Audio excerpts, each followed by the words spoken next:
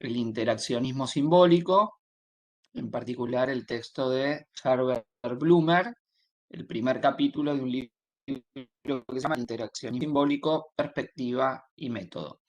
Vamos a trabajar sobre ese texto. Y la clase que viene, ustedes van a trabajar, el teórico va a ser a la mañana, vamos a seguir con este intercalado de una semana a la tarde, una semana a la mañana. Van a trabajar con Julio sobre etnometodología, en particular sobre un autor llamado Garfinkel. Garfinkel. Y la semana siguiente vamos a hacer entre los dos, Julio y yo, también en el horario de la tarde, una suerte de repaso de estos dos autores a partir de preguntas que ustedes tengan. O sea, vamos a trabajar sobre la base de las preguntas que hagan, de las dudas que les quedaron de las clases y de las lecturas. Y la semana siguiente, el 31, vamos a hacer una evaluación de teóricos que va a consistir en una pregunta de uno de los autores y una pregunta de otro de los autores. Y que lo que estábamos pensando con Julio es, dado que puede haber distintos horarios de trabajo, hacer esa evaluación por un lado a la mañana y por otro lado a la tarde. Sería que le daríamos una pregunta de cada autor y ustedes tendrían un tiempo para contestar esas preguntas y luego enviarlas. Sería una evaluación que ante todo implicaría un control de lectura y de seguimiento de las clases, dado que nosotros no estamos tomando lista en el presentismo, en las clases teóricas, independientemente de que se puede estar o verla, pero no tenemos forma de saber quién efectivamente vio la clase, quién no vio la clase, es decir, quién asistió de alguna forma sincrónica o no sincrónica a la clase. Y en los requisitos de la promoción implica la asistencia a los teóricos, ¿no? Como uno de los requisitos. Entonces lo que estábamos pensando para cumplimentar eso es vamos a hacer una suerte de evaluación, que no es que va a tener una nota para la promoción, pero sí es un requisito para hacer la promoción, ¿se entiende? O sea, ustedes tienen que contestar las preguntas de la evaluación, pueden hacerlo a la mañana o a la noche, según el horario que sea, que les quede más cómodo por trabajo, por posibilidad de estar en una computadora para trabajar sobre las preguntas, hacer una devolución genérica de cómo estuvieron. O sea, no una devolución particular ni con nota, pero es un requisito, digo, para la promoción. ¿Está bien? Esa es la Profe, evaluación que vamos a hacer de estas dos clases. Sí, te hago una pregunta. adelante. Los que no estamos en el régimen de la promoción, ¿lo tenemos que hacer igual, como una suerte de asistencia, digamos? No, no es obligatorio si no están en el régimen de la promoción. ¿Está bien? O Ok, sea, no, gracias. no es obligatorio. En el régimen de la promoción sí es obligatorio. O sea, si lo quieren hacer, no hay ningún inconveniente. Pero digo, es como un requisito en la promoción de ir cumplimentando una serie de evaluaciones que vamos a dar. La otra unidad probablemente lo hagamos sobre una película que vamos a trabajar. O sea, vamos a hacer una serie de evaluaciones de la parte de teórico. ¿Está bien? Como para incentivar o verla, constatar, digamos, que ustedes si no vienen sincrónicamente a la clase, la ven y van siguiendo los materiales, ¿no? Si no, es una forma que no tenemos de hacer, independientemente de que tenemos el criterio del promoción a la materia. Pero esto es un requisito de la promoción, así que coméntenle a las y los compañeros de los prácticos que esta evaluación va a ser entonces el 31. El 31. El martes Profe, 24 vamos a tener, como les decía, una reunión de repaso, para ver las dudas que tengan, si vieron las clases, si no entendieron algo, lo que quieran. Sí, ¿va a ser como tipo dale, lo multiple que querían choice? preguntar. No, no, no, Sí. no. Van a hacer una pregunta sobre el tema de hoy, otra pregunta sobre el tema del martes que viene con Julio. Y obviamente no vamos a repetir la pregunta a la mañana y a la tarde, ¿no? Vamos a hacer dos preguntas a la mañana, dos preguntas a la tarde. Y ustedes tienen que Perfecto, trabajar muchas y tienen que gracias. escribir. Lo que sí, digo, o sea, elijan el horario en función de la disponibilidad que tengan de trabajo y poder estar como es con una computadora disponible para poder escribir y después mandar el trabajo. ¿Está bien? Eso es. Va a ser Profe, online. Online. Va a ser que tiene que escribir en la computadora. Ahí estamos viendo el mecanismo para hacerlo. Si lo hacemos directamente, el mecanismo del campus, que se puede escribir, o ustedes hacen un Word y lo mandan también ahí al campus. Pero eso estamos terminando de definir el mecanismo técnico de la evaluación. Sí hemos definido que la evaluación va a ser de esta manera que les digo, una pregunta sobre el tema que tratamos hoy, interaccionismo simbólico, y una pregunta sobre etnometodología. ¿Está bien? Eso va a ser tanto en la primera como en la segunda. O sea, de los temas que vemos hoy en la clase, va a haber una pregunta a la mañana y una pregunta a la tarde, y de los temas de la clase siguiente, lo mismo, una pregunta a la mañana y una pregunta a la tarde. Una evaluación de la unidad. ¿Está bien? profe, No sé si queda ¿podrías alguna duda repetir sobre esto. el Si quieren texto? preguntar. Sí, ¿Podrías repetir el texto que era para la el texto clase? de Capaz que hoy lo... sí, es el capítulo 1 del libro de Herbert Blumer con B larga, El interaccionismo simbólico, perspectiva y método, capítulo 1. Ese es Ah, el bien, texto sobre porque el cual nos vamos a basar hoy.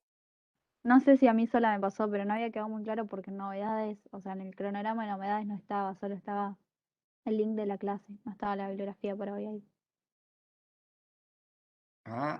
Bueno, ahí no Yo, sé, Jenny, si vos pudiste corroborar.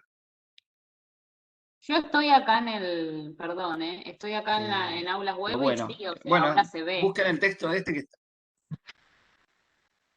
Ahora se ve el texto. Sí, va, yo lo estoy viendo, por lo menos lo estoy visualizando en el cronograma. O sea, Yo recién supuestamente entré, tendría tampoco que lo tenía. haber estado el martes pasado el texto para que ya ustedes lo tengan disponible para la lectura. ¿eh? Cuando anunciamos la clase, en general se sube el texto disponible, ya de la bibliografía de cada unidad. O sea que, por lo que habíamos quedado, ustedes lo deberían haber tenido la semana pasada. Igual vamos a Está, conversar hoy en la clase, yo les doy las claves algunas claves de lectura, ideas Una pregunta. centrales, si ustedes trabajan sobre el tema, son 44 páginas el texto, no es un texto tampoco ultra extenso, se deja leer, pero teóricamente tiene su cierta complejidad, digamos, de lectura que vamos a tratar de ir ordenando un poco hoy para ver de qué se trata esto del interaccionismo simbólico. Y la semana que viene trabajan de la misma manera con Julio la etnometodología. Por eso digo, en todo caso, tenemos el 24 para que ustedes trabajen, vean las dudas, lean los textos, vean las clases, miren, y en esa clase trabajamos sobre las dudas de ustedes.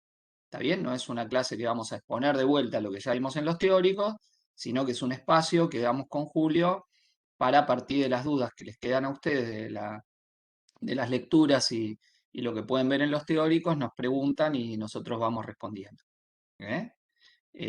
Bueno, no sé si hay alguna duda más que tienen de esta parte, y nos metemos en el tema. ¿eh? Bueno, Yo digo, sí, sí, quisiera saber dónde es que se ve, porque en el cronograma, en la parte de prácticos, aparece otro texto de Bloomer que es para la clase que viene y me parece que se están confundiendo con ese, porque en el bueno, teórico de ese no hoy no hay es, es texto el texto. en el cronograma. A ver, esperen, lo que pasa es que yo no tengo acá Yo por acceso. ahí les aclaro, perdón. Hay dos solapas a las que ustedes siempre tienen que estar atentos. Una es la solapa de novedades, donde está el cronograma con los enlaces teóricos, que después ahí también subimos las clases grabadas semana a semana. Y después hay otra solapa que se llama presentaciones, bibliografía y recursos, que ahí está dividido por carpetas la bibliografía de cada unidad, tanto de los espacios prácticos como de los espacios teóricos. Entonces, si ustedes van a unidad 3, van a encontrar ahí todos los textos a los que está haciendo referencia Cristian. Igual en la unidad 2, en la unidad 1, ya están divididos por unidades. Nosotros los vamos subiendo siempre que inicia una unidad. Cargamos el mismo día que inicia la unidad, cargamos la bibliografía para que ustedes accedan ya durante todo el transcurso de la unidad a esos textos. Entonces, si ustedes revisan en esa solapa, van a encontrar carpeta por carpeta la bibliografía de cada unidad. Y si por ahí tienen alguna dificultad, no la encuentran, me pueden escribir a mí o a Marta y la pueden ver. Y después el orden en el cronograma se van anotando. Si vemos interaccionismo simbólico, por ejemplo, para hoy estaba interaccionismo simbólico, entonces ahí estaban los dos textos de Blumer. Claro, pasa que como aparece en la bibliografía y no aparece en la solapa del cronograma, por ejemplo, yo no me daba cuenta si, o sea, para qué día iba a ser esa bibliografía, porque como hay 5 textos que son los de toda la unidad, es un poco confuso. Ah, está bien. Bueno, lo podemos seguir aclarando. Tomamos tu sugerencia y lo podemos seguir aclarando en el cronograma, no hay ningún problema. Muchas gracias. No, de nada. Bueno, nos metemos con el tema. Digo, nosotros venimos de ver en la unidad 2 las teorías estructuralistas, ¿no? Básicamente. Aunque hicimos ahí un desvío, viendo Gramsci que no es un estructuralista. Vimos por un lado la teoría estructural funcionalista con Talcott Parsons y vimos por otro lado Althusser, ustedes también vieron Poulantzas, lo que sería el llamado marxismo estructuralista con Gramsci como desvío, e insisto, que aunque está en esa unidad, no se olviden que no es un estructuralista Gramsci, digo, para que no cometan ese error, si bien eso lo aclaramos en el teórico, en la clase específica. Ahora vamos a ver otro cuerpo teórico muy diferente, muy diferente, que podrían ser llamadas teorías de tipo subjetivista, si se quiere, o individualistas de algún modo, que van a ser tanto este cuerpo teórico del interaccionismo simbólico y luego la etnometodología. El interaccionismo simbólico se ve mucho en trabajo social, ¿no? Digamos, porque es una corriente teórica a la cual el nombre se lo va a poner el autor que tenemos de referencia, Herbert Blumer, en el año 1937, utiliza por primera vez el término interaccionismo simbólico. Y muchos años después, más de 30 años después, trata de codificar el conjunto de lo que él, de la lectura que hace él, que hace Blumer, de la tradición del interaccionismo simbólico, en este libro que tenemos de referencia, ¿no? En este libro que tenemos de referencia. Y primero me voy a referir a algunos antecedentes del interaccionismo simbólico antes de meternos directamente en el trabajo de Blumer y algunas de las cuestiones que señala. Es decir, tenemos que emparentar el interaccionismo simbólico con dos tradiciones que están ligadas, entrelazadas. Una es la de la filosofía pragmatista o el llamado pragmatismo estadounidense, pragmatismo estadounidense, que alude a un cuerpo de teóricos, más o menos, síguenlos ustedes en el año 1870 en los Estados Unidos, Charles Sanders Peirce, John Dewey, y un autor muy importante que está más ya entrelazado directamente con el interaccionismo simbólico, que es George Herbert Mead. George Herbert Mead. Pero primero, dos nombres muy importantes, el de Peirce, otro teórico llamado William James, y John Dewey, que les mencionaba recién. John Dewey, que les mencionaba recién.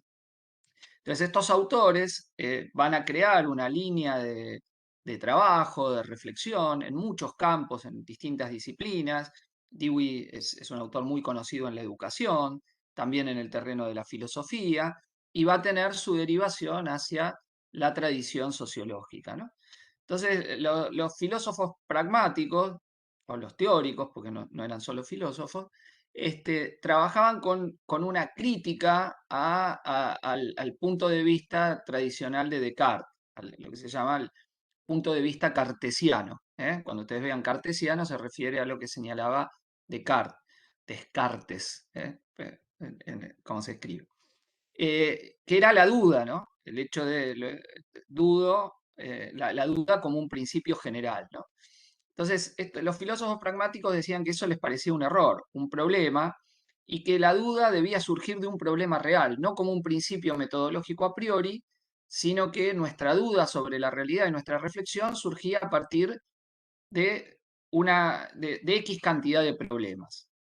Y a la vez, junto con cuestionar el principio cartesiano, ellos también planteaban otra cuestión muy importante, que es un debate sobre la noción de la verdad. Fíjense, en un nivel de mucha abstracción estamos trabajando. El criterio de verdad. Criterio de verdad con el que trabaja la filosofía habitualmente, o trabajaba la filosofía habitualmente, era el de correspondencia con los hechos. Es decir, una sentencia, una afirmación, es verdadera en tanto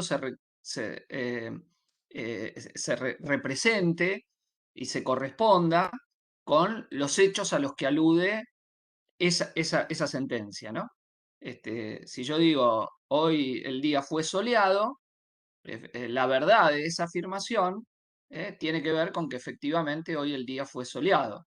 Si yo hacía esa afirmación ayer, el día fue soleado, que fue un día totalmente nublado, lluvioso, etcétera, ustedes podrían decir esa afirmación es falsa. ¿Está bien? Estamos trabajando entonces un criterio de verdad en el cual una afirmación determinada es verdadera en tanto se corresponda con los hechos. Bueno, obviamente, como toda afirmación y todo criterio, tiene siempre problemas, ¿no? ¿Quién interpreta los hechos? Si esto es tan claro, bueno, toda una serie de cuestiones. Pero lo interesante es que los autores pragmatistas desplazan el criterio de verdad. Ya no tendría que ver con su correspondencia con los hechos, sino con su utilidad, que estaría ligada a la veracidad de la afirmación. A la veracidad de la afirmación. La misma afirmación que yo recién hice, hoy el día fue soleado, en tanto eso tuviese implicancias de utilidad, por ejemplo, cómo me voy a vestir, si abría o no abría la ventana, si eso me iluminaba o no me iluminaba, si tengo problemas con el sol, si me puse algo, o sea, es verdadera en función de su utilidad, ¿no? Entonces siempre el criterio de verdad de la filosofía pragmatista está ligada a la utilidad que tiene, ¿no? Ese criterio de verdad. O sea, la práctica me diría la verdad de una afirmación, ¿no? Algo que no necesariamente se establece así en el criterio anterior que dije de correspondencia de los enunciados con los hechos. ¿Está bien? Bueno. Y este tipo de mirada que ponía el acento no en las concepciones, no en las elaboraciones, no en los principios abstractos, sino en los hechos, en los acontecimientos, va a guiar muy fuertemente los inicios de la sociología estadounidense. Y en particular, la sociología estadounidense va a tener una presencia muy importante en la Universidad de Chicago. En la Universidad de Chicago.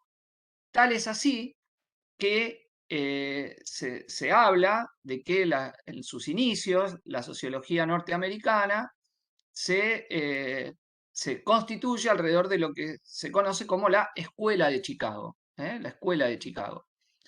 Que no confundan ustedes con la Escuela de Chicago en Economía, que son los llamados Chicago Boys, de donde surge el neoliberalismo.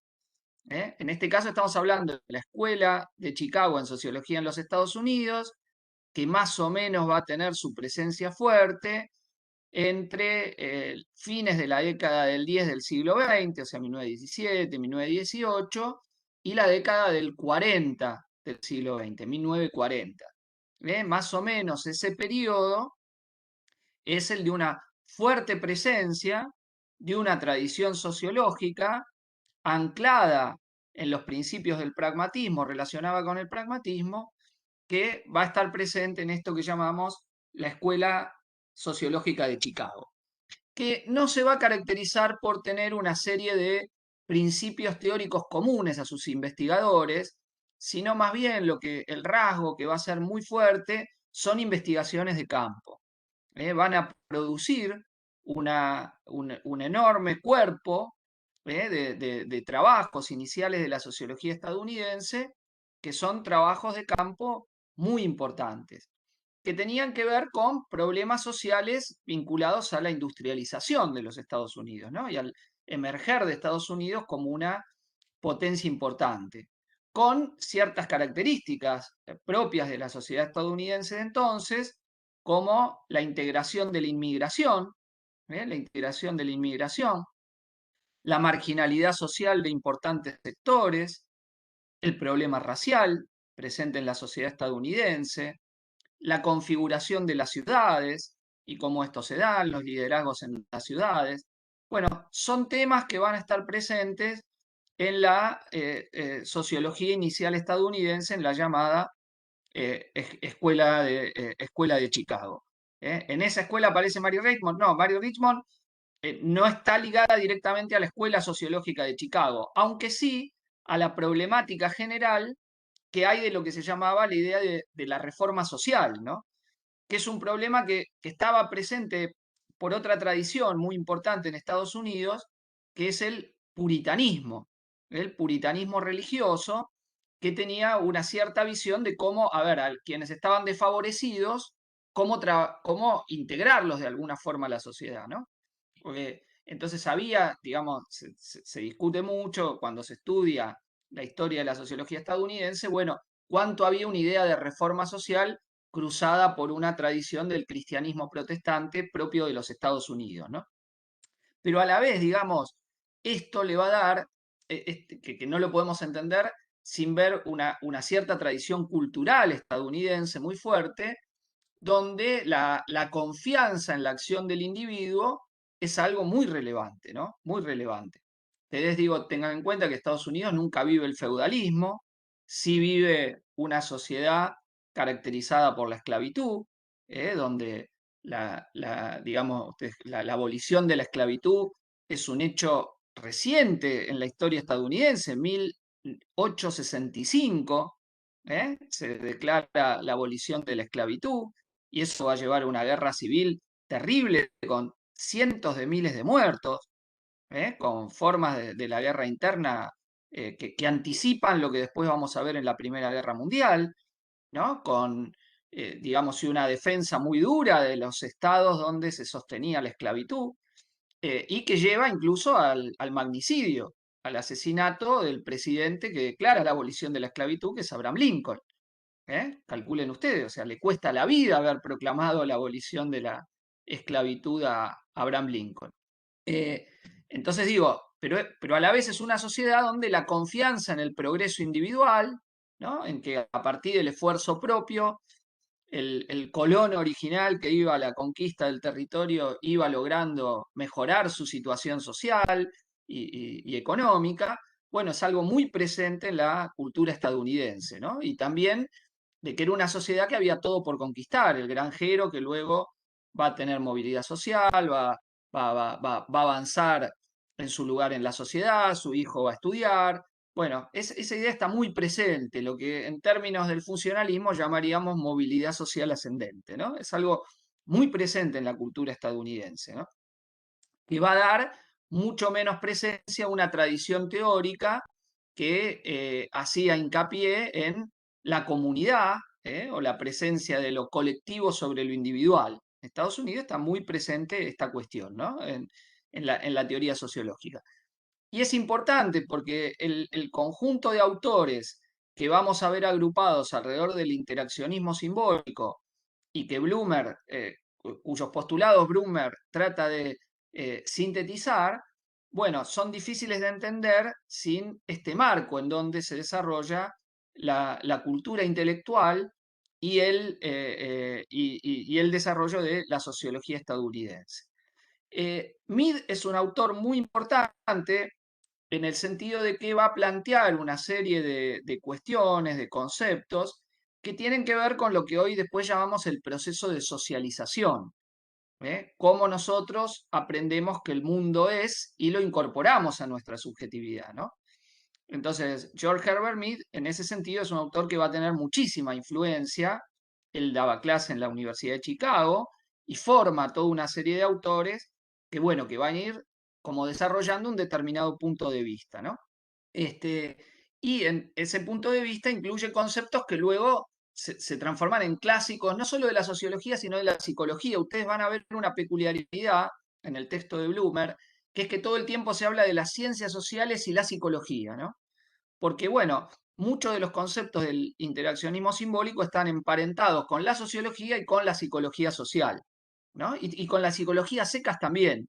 Digamos, hay un intercambio ahí mucho mayor que lo que vamos a ver en la sociología francesa o en la sociología alemana. Entonces, esta es una peculiaridad de la sociología estadounidense, donde vamos a ver ese contacto permanentemente, ¿no? De que se trata de pensar cómo alguien se vuelve, por ejemplo, sujeto, ¿no? Y en el texto de Blumer está explicado un concepto importante que desarrolla Mead, que es el concepto de self o el sí mismo o también el mí. Es analizado, traducido de las distintas formas. En inglés el concepto que usa es el de self, S-E-L-F, self. Se dice el sí mismo, el mí, también se traduce como persona, pero que tiene que ver con lo siguiente, que cualquiera de nosotros aprende a ver el mundo y aprende a juzgarse a sí mismo y se regula al actuar a partir no solo de su subjetividad interior, sino de la visión que se hace de sí mismo a partir de la que los otros tienen de uno mismo. Esa sería la idea del self. Es decir, que yo puedo construir una visión objetiva de quién soy. ¿Está bien? Entonces, a partir de esa definición objetiva de quién soy, que no surge de mí, sino de la visión de mí que dan otros, de esa visión yo adecuo mis comportamientos a esa determinada visión, ¿no? ¿Y cómo se construye eso? Bueno, en interacción con otras personas se construye esa visión, interactuando en el mundo. En el mundo no estamos solos, interactuamos permanentemente. Y en esa interacción vamos a ver que hay definiciones significativas para mí de lo que yo soy, de quién tengo que ser, de cómo me tengo que llamar. El grupo familiar, el grupo de pares, el grupo de referencia que voy a tomar, que voy a considerar. Y en la formación de mi personalidad hay algo que aflora que va a ser lo que Mead llama, y a partir de esto se transforma en un concepto sociológico tomado por diversas teorías, el otro generalizado. Aquella suerte de lo que me dice cómo tienen que ser las cosas. El otro generalizado lo llama Mead. Algo que no es muy claro, no es algo que se mide, no es algo que se pueda cuantificar, no es algo necesariamente que se pueda ver, pero es eso que me dice qué es lo que puedo hacer o no puedo hacer, cómo debo hacerlo, ¿no? Ese otro generalizado. A veces es la figura paterna, a veces la figura materna, a veces algo que hay afuera, pero es la referencia que yo tomo para juzgar lo bueno y lo malo, lo que me pone feliz y lo que me pone infeliz, ese otro generalizado, que es muy importante para entender el proceso de la socialización, ¿no? De cómo yo me transformo en un, como decía un amigo mío, en un bicho social, ¿no? Cómo pasa lo social existente de ser algo externo, algo que está afuera, a ser algo que incorporo. Digo, imagínense desde el niño o la niña recién nacidos, que no sabe que alguien le puso un nombre y que va a pertenecer a una nacionalidad, a un barrio, a una clase social. Y todo eso lo va incorporando e internalizando, ¿no? Hasta que le dice, che, vos te llamás Pedro o vos te llamás María. Y esa persona pasa a decir, sí, yo soy María. Primero no era María y Pedro, hasta que asume, sí, soy María o soy Pedro. Me pusieron, lo internalizó. Fue socializada en su nombre, María o Pedro. ¿Está bien? En cualquiera de los casos. Te dicen, vos sos varón y ser varón implica hacer esto, esto, esto, esto. Vos sos mujer, implica hacer esto, esto, esto, esto. Bueno, su socialización en el género. ¿Está bien? Concepto desarrollado posteriormente. El concepto de género, ustedes saben que fue... no sé quién dice que está ahí en el chat. ¿Qué dicen? Perdón, disculpen.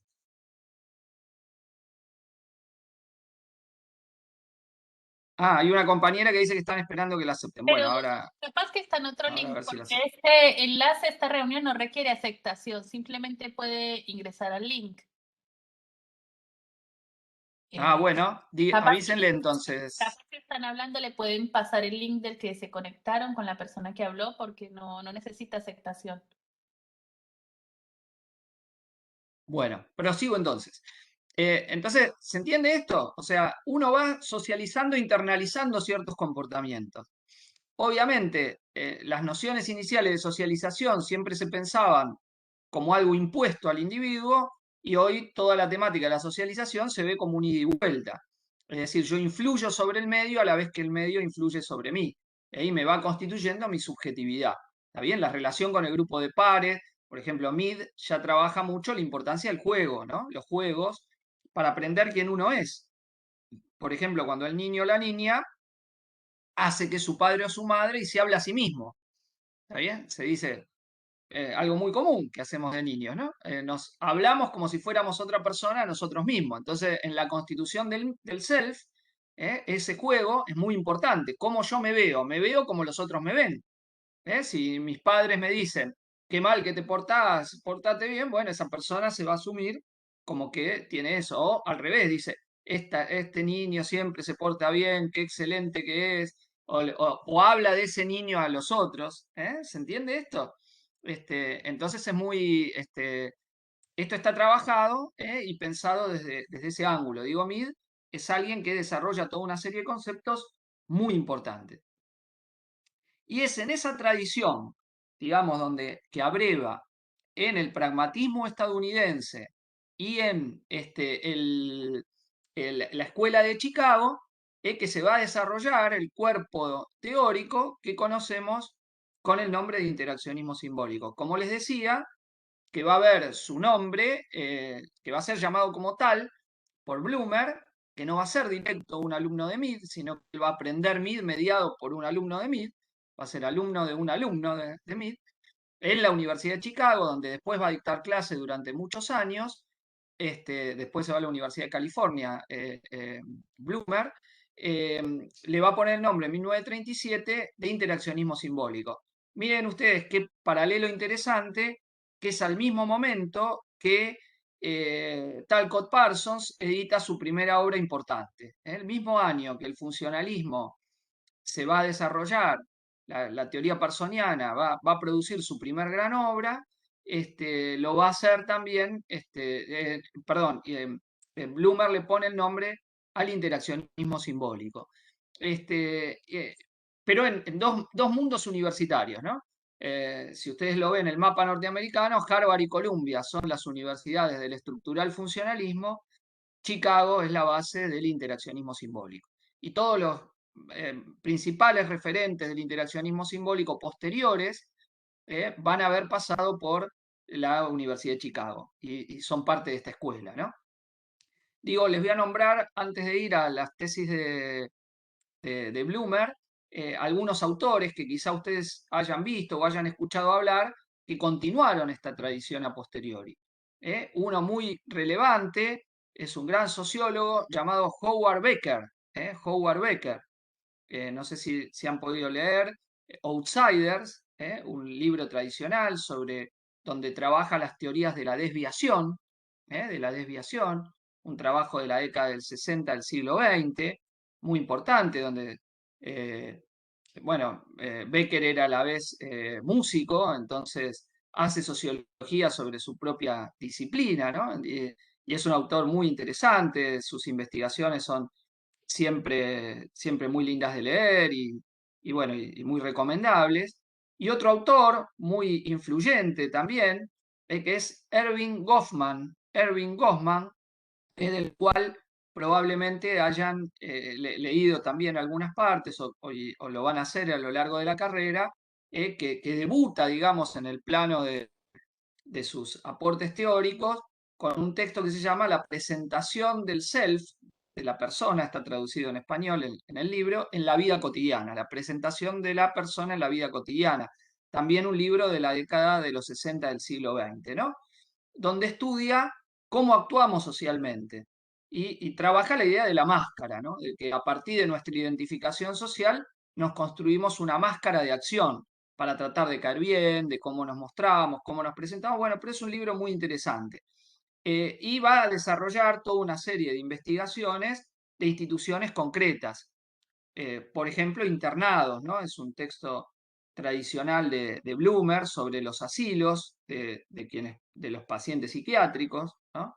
El otro texto tiene un estudio sobre los hospitales, ¿no? Muy importante. Bueno, toda una serie de trabajos que hacen de Goffman un autor muy influyente en la sociología, en la psicología, y que se lee y, digamos, en particular Goffman se lee mucho en trabajo social, o sea que si es que no les ha tocado todavía algún texto de Goffman en alguna materia, ya les va a tocar, ya les va a tocar. Entonces, ¿por qué, digamos, la tradición del interaccionismo simbólico va a pegar en el trabajo social? Bueno, por buenas y malas razones, podríamos decir, por buenas y malas razones. Vamos primero a las buenas razones. ¿Por qué las buenas razones? Bueno, porque algunos de los planteos que hacen los interaccionistas simbólicos son muy útiles para situaciones concretas con las que ustedes se van a cruzar en su profesión, ¿no? Para interpretar y poder actuar frente a determinadas situaciones, ustedes van a ver que ciertos planteos y tesis del interaccionismo simbólico son importantes tenerlas en cuenta, ¿no? Ciertos planteos. ¿Por qué por malas razones? Bueno, porque en particular estuvieron asociadas el predominio de ciertas tesis del interaccionismo simbólico a la idea de las políticas focalizadas, ¿no? Ustedes quizá hayan visto cómo en la tradición del trabajo social, el neoliberalismo, y en particular en nuestro país, fue acompañado por un predominio de las políticas focalizadas, ¿no? No se discutían las políticas económicas macro, el consenso de Washington, las políticas neoliberales, y entonces el trabajo del trabajador social laburaba sobre las consecuencias de esto, ¿no? Y a lo sumo, en situaciones concretas, soluciones concretas, pero no se cuestionaba las políticas más generales que producían como consecuencia pobreza, desempleo, etcétera, etcétera, ¿está bien? Y otras cuestiones que venían asociadas a ello. Entonces, digo, por buenas y malas razones, y después vamos a ver cuando trabajemos un poco ahora las tesis de Bloomer, vamos a ver por qué este predominio, este peso, más allá de los elementos fuertes que son sus investigaciones empíricas, ¿no? Es una tradición que, y ya en esto me meto en mi apreciación del interaccionismo simbólico, creo que es mucho más interesante en sus investigaciones empíricas que en sus sustentos teóricos generales, ¿no? Que en sus sustentos teóricos generales. Aunque nosotros vamos a trabajar hoy sobre sus sustentos teóricos generales. Bueno, entonces vamos a ir señalando algunas de las cuestiones importantes del interaccionismo simbólico. Bloomer va a tratar en este libro de precisar cuáles son las características que distinguen al interaccionismo simbólico de otras tradiciones sociológicas, ¿no? Entonces va a señalar tres premisas que van a caracterizar al interaccionismo simbólico. Tres premisas que de conjunto van a separar esta tradición de otra forma de hacer teoría social. Por ejemplo, del estructural funcionalismo, ¿no? Que es lo que tiene en la mano, o la psicología conductista, que es otra referencia que van a tener a mano con la cual van a discutir. Entonces dice, la primera premisa que dice, que los seres humanos orientamos nuestros actos hacia las cosas en función de lo que éstas significan para nosotros. O sea, orientamos nuestros actos hacia las cosas en función de lo que significan para nosotros. ¿Y a qué se refiere con cosas? Bueno, a todo aquello que uno puede percibir en su mundo. Objetos físicos, como árboles o sillas, otras personas, como una madre, un empleado de comercio, categorías de seres humanos, como amigos o enemigos, instituciones como una escuela o un gobierno, ideales importantes, como la igualdad, la libertad, la honradez, actividades ajenas, como órdenes o peticiones de los demás, che, anda a hacer esto, y situaciones de todo tipo que cualquiera de nosotros va a afrontar en su vida cotidiana. ¿Está bien? Entonces, en función de lo que esto signifique para cada uno de nosotros, vamos a orientar nuestras actividades, vamos a orientar nuestras acciones, nuestros actos. Yo te puedo decir, a ver, tu padre, ¿qué significa? Y alguno puede ser alguien a quien quieren mucho o alguien que tuvo una relación muy conflictiva, significa lo contrario, un trauma, ¿está bien? Frente a la idea de la familia, no todas, no todos vamos a tener la misma actitud. Depende de lo que el grupo familiar haya significado en nuestras biografías, ¿Está bien? Ustedes prenden la televisión, ven, ahora está la campaña electoral, ven un dirigente político hablando. Bueno, según su identificación con ese dirigente político, ustedes van a quedarse viendo o no, o van a decir qué bueno lo que dijo, qué malo lo que dijo. ¿Está bien?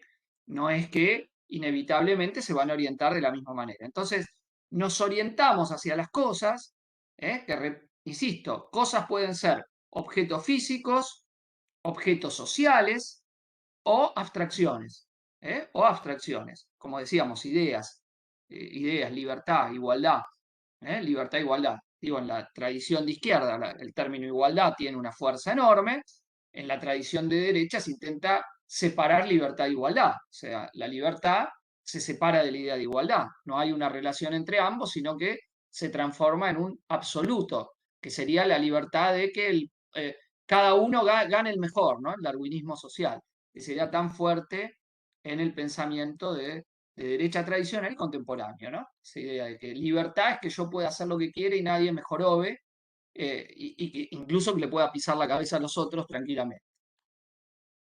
Bueno, la segunda premisa del interaccionismo simbólico se refiere, dice que el significado de las cosas, acuérdense, habíamos dicho primero que orientamos la acción hacia los objetos en función de lo que significan para nosotros.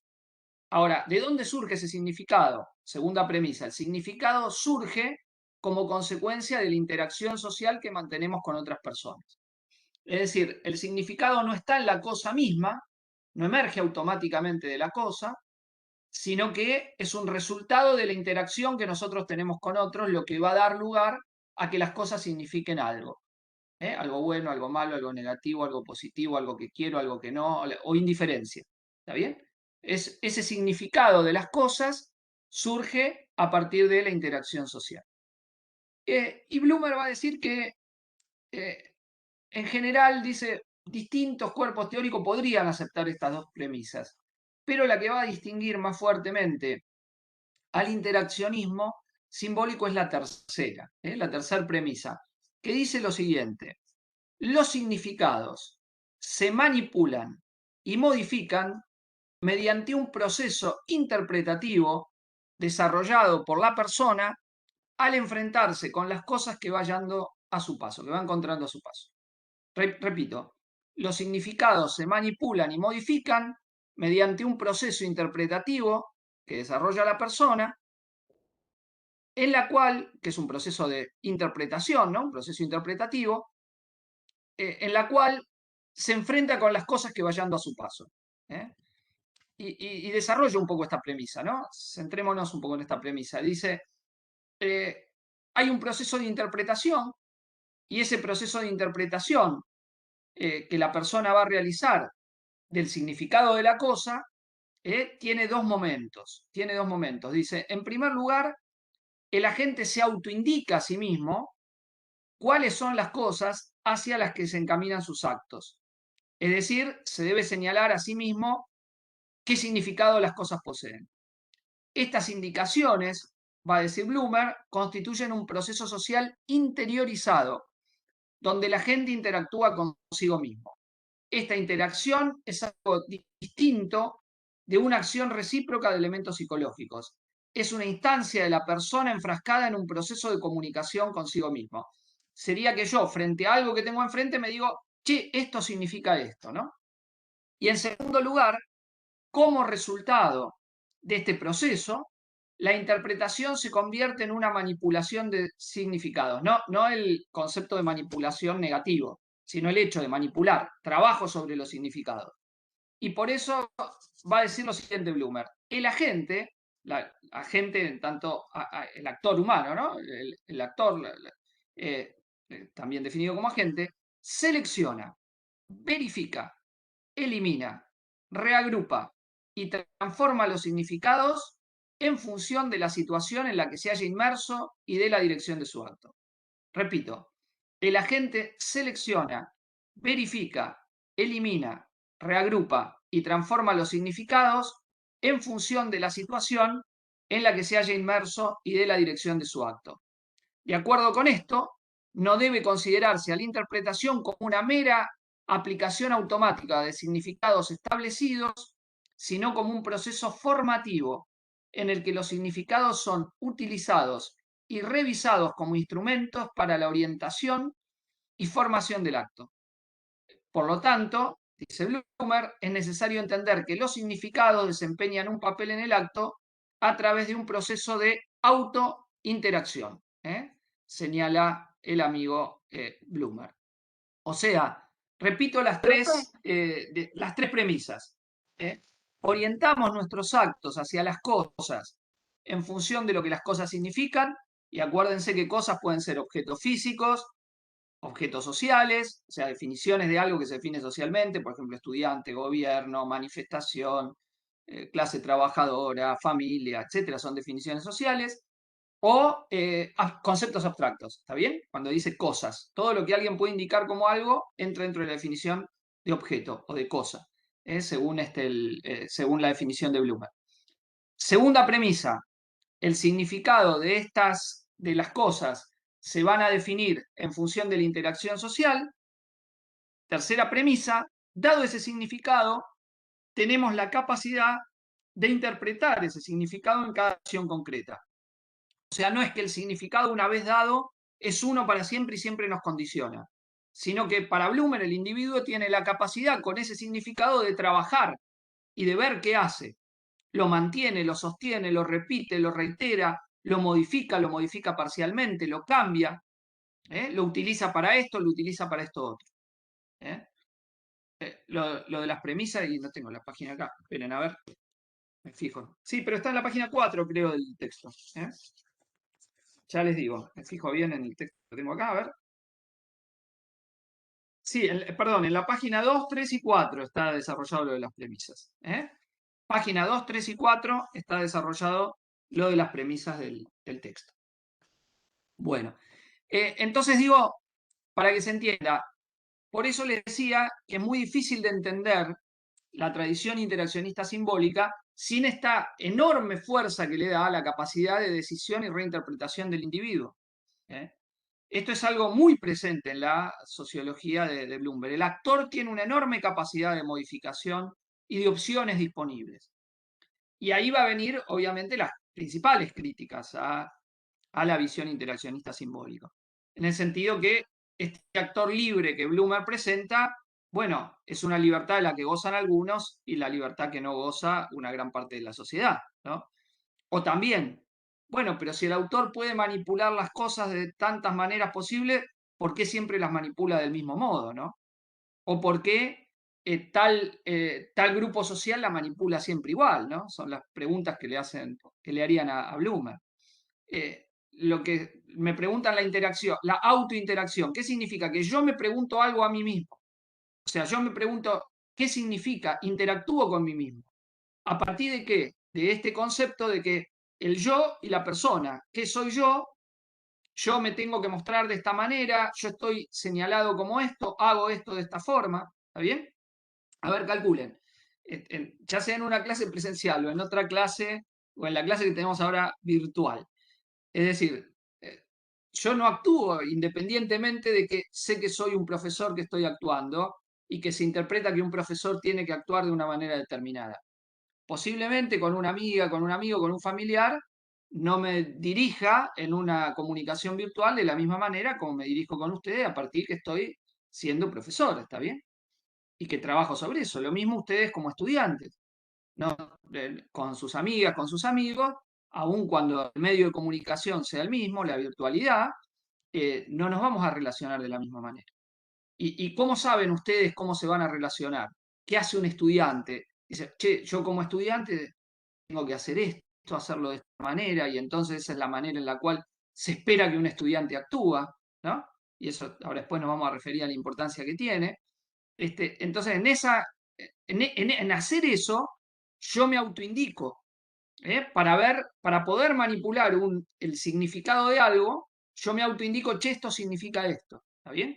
Por eso él habla de esto, autoindicación y autointeracción, esta capacidad de autointeractuar con mí mismo, de pensarme a mí mismo, ¿cómo tengo que actuar acá? Por eso en cualquier grupo social, es decir, me cruzo un grupo de personas y digo, che, ¿quiénes son? ¿Cómo son? ¿Qué harán? ¿Y qué tengo que hacer yo? ¿Qué esperan que yo haga? Todo eso está presente en la indicación. Entonces digo, estas tres premisas son lo que diferencia, según Blumer, al interaccionismo simbólico de cualquier otro cuerpo teórico en teoría social. ¿Está bien? Insistimos, repito, a riesgo de ser reiterativo. Las cosas orientamos nuestros actos hacia las cosas en función de lo que estos significan para cada una y cada uno de nosotros. Digo, doy otro ejemplo simple. Argentina le gana a Brasil la final del Mundial. No se orienta igual un brasilero que le gusta el fútbol que un argentino que le gusta el fútbol. Uno sufrió ese partido, otro en Argentina festejaron, uno llenaron las calles, los otros estaban con una bronca bárbara. No se orientaban igual hacia ese acto. ¿Está bien? Suponga el resultado de las elecciones, cuando sea la elección general de noviembre. El que gana no se va a orientar igual que el que pierde. O sea, nos orientamos según el significado que las cosas tengan para nosotros. Ese significado, segunda premisa, surge de la interacción social. Este tercer ejemplo, los actores tenemos la capacidad de trabajar sobre ese significado. ¿Está bien? Aceptarlo, darlo vuelta, modificarlo, manipularlo, reinterpretarlo. O sea, le da una capacidad enorme al actor individual para orientarse en esa circunstancia.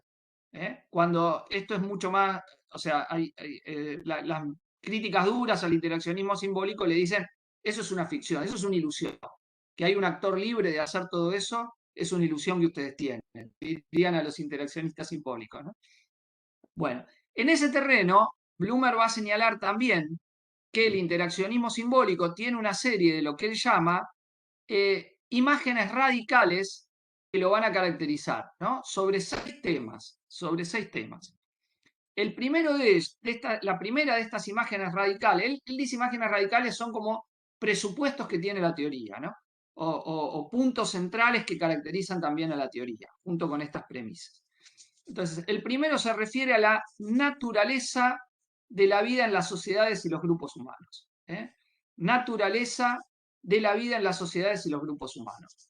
Entonces, sobre este punto, lo que va a decir Blumer es que los grupos humanos están formados por individuos comprometidos en la acción.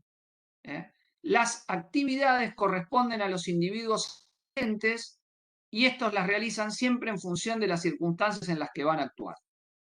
La estructura se deriva de lo que las personas hacen. Esta es una definición muy importante. No es que las personas hacen determinadas cosas a partir de una estructura, sino que una estructura surge a partir de las prácticas sociales. Las prácticas sociales conforman la estructura y no la estructura las prácticas sociales. Y entonces, siempre que hablamos de una sociedad, hablamos de un grupo de personas involucradas en la acción. Son individuos que actúan y que interactúan con otros. La segunda, entonces, insisto, la naturaleza de la vida en sociedad, individuos comprometidos en la acción. La estructura se deriva de lo que las personas hacen. Segunda imagen radical, la naturaleza de la interacción social. Naturaleza de la interacción social. Vamos a desarrollar un poquitín más. Dice Blumer, la interacción social se da entre los agentes y no entre los factores que se les atribuyen. ¿A qué se refiere a esto? Acá está discutiendo con el funcionalismo. No interactúan los roles, interactúan las personas que están desempeñando roles. No hay algo más allá de las personas mismas que van a interactuar entre sí. Entonces, la interacción, dice Blumer, es un proceso que forma el comportamiento humano, no es un simple medio o marco para la expresión y liberación del comportamiento humano. Es decir, la interacción forma el comportamiento humano. Somos lo que somos en tanto interactuamos. Simplificando, dice Blumer, podría decirse que un ser humano en interacción con otras personas tiene en cuenta lo que cada cual está haciendo o a punto de hacer. Es decir, está obligado a orientar su propio comportamiento o a manejar sus situaciones en función de aquellos que toman en consideración. Me detengo un segundo acá, que esto es muy importante. O sea, yo voy a hacer algo previendo lo que la otra persona o grupo de personas con las que interactúo van a hacer y opinan que yo voy a hacer también, ¿no? Esta idea tiene una tradición porque está desarrollada, digamos, también en la sociología alemana, alrededor de la idea de la interacción recíproca. El concepto de rol también tiene esto, la expectativa recíproca de lo que la otra persona va a hacer. la idea de relación social. Bueno, esto mismo se juega acá, ¿no? O sea, yo no actúo en el vacío, sino que actúo teniendo en cuenta lo que el otro está o va a hacer y en función de eso me oriento, ¿no? Trato de encajar en ese entramado de interacciones en los que estoy metido, ¿no? Entonces, Blumer va a decir que las actividades de los demás intervienen como un factor positivo, no positivo de valoración, bueno o malo, sino constituyente, ¿no? En la formación de nuestro propio comportamiento. Ante los actos ajenos, una persona puede abandonar una intención o propósito, reconsiderarla, verificarla o cancelarla, intensificarla o sustituirla. ¿Está bien? Siguiendo a Mead, y entonces construye una cuestión importante siguiendo a Mead. Dice, hay dos tipos de interacción, una no simbólica y una interacción simbólica. La no simbólica es nuestra reacción casi espontánea. Un boxeador que está en la pelea le van a dar una piña y se cubre para que no le peguen. Y la interacción simbólica sería la posibilidad de interpretar el esquema de combate que tiene el otro boxeador, ¿no? Supónganse, hay dos personas peleando, entonces en ese marco son una interacción simbólica y una no simbólica en el marco del combate. El boxeador, cuando está interpretando cada acto que hace su rival y entonces piensa cómo, si le está haciendo un amague para pegarle o no, ahí está haciendo una interpretación simbólica. Simplemente se cubre del golpe, está haciendo una interacción no simbólica, ¿no? Es cuando respondemos al acto de otro sin interpretarlo, ¿no? Y mientras que la simbólica implica la interpretación del acto. Y el acto tiene una triple naturaleza de significado, una triple naturaleza de significado. Un gesto indica lo que tiene que hacer la persona a la que va dirigida, por un lado. Indica lo que la persona que lo hace proyecta realizar y finalmente implica también la acción conjunta que debe surgir de la coordinación de los actos de ambas. Entonces, un gesto que yo dirijo, obviamente esos gestos son muy distintos según la sociedad donde estoy. No todos los gestos significan lo mismo. Pero supónganse que, a ver, ustedes son un comerciante, entra alguien con un revólver y los apunta, les está diciendo, che, te estoy afanando. O sea, vos me tenés que dar la plata con ese gesto. Saco el revólver, apunto, usted me tiene que dar el dinero que tiene en la caja. Te está diciendo lo que vos tenés que hacer, lo que el otro tiene que hacer, darte el dinero. Está diciendo lo que él está haciendo, robándote, y en conjunto eso es un robo. ¿Está bien? Sencillamente. O sea, el gesto implica una triple interpretación de significado. Lo que ese gesto le dice a otro que tiene que hacer, lo que ese otro va, efectivamente, lo que es el que hace el gesto está haciendo, y la interpretación de ese acto de conjunto, ¿no? Es el triple significado que tiene la interacción simbólica, ¿no? No la no simbólica, sino la simbólica. Entonces va a decir Blumer, la vida de un grupo humano constituye un vasto proceso consistente en definir al prójimo lo que ha de hacer y al mismo tiempo en interpretar las definiciones formuladas por los demás.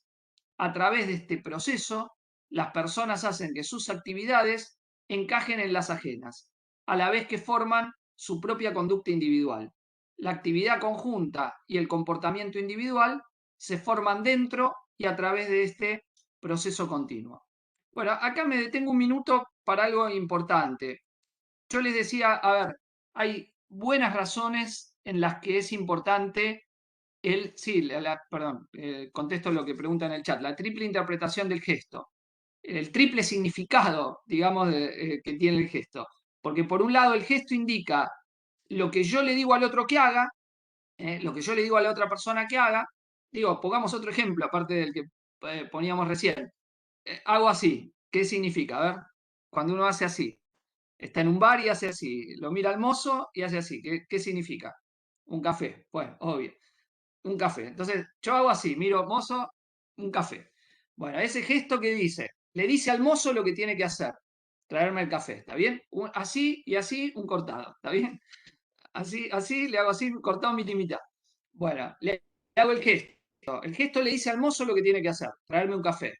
Dice lo que yo estoy haciendo, pidiendo un café. Y la situación que estamos viviendo, mozo y coso, estoy tomando un café en un bar, ¿está bien? Entonces, el triple significado es la situación que implica la interacción, o sea, lo que yo le digo que va a hacer, lo que yo hago y lo que es la situación de interacción que yo tengo entre el mozo y el cliente, ¿está bien? Esa situación es lo que implica el gesto. Claro, el conjunto, ¿está bien? El conjunto. Conjunto que involucra las acciones de quienes estamos interactuando, ¿está bien?